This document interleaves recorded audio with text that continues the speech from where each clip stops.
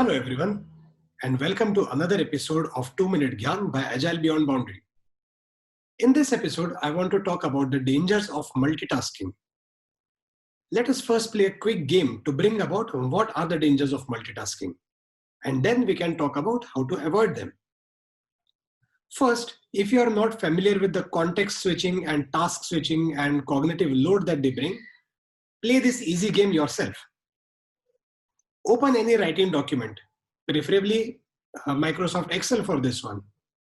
Imagine you have to create this outcome. Also keep a stopwatch near you.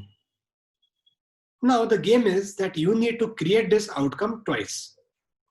Once by writing straight A to O and then 1 to 15. Remember, you need to type the words and numbers and not click and drag or copy paste or use any other shortcuts. Check the time it takes you to do this first attempt. Next, create the same outcome, but now by moving horizontally from letter to number each time. That is, you have to type A, 1, B, 2, C, 3, and so on.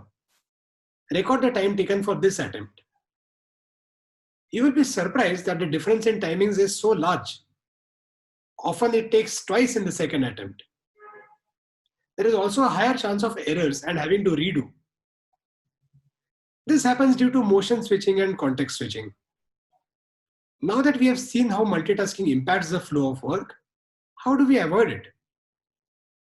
First, observe for signs like work in progress piling up, or many tickets in one person's name, or people talking about multiple things during stand-ups, or complaining about ad hoc tasks being given to them.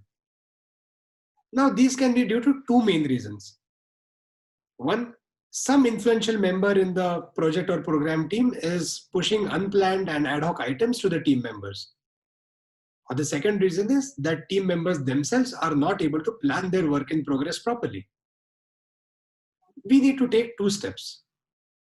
First, show the influential person or the team member involved the dangers of multitasking by playing this game with them. That is, you ask them to play it and you measure the time and later show them the time. Second, make all the work in progress items visible and agree as a team on putting in work in progress limits. Remember, flow of valuable work is the most important factor for a valuable outcome. If you like this video, try this game.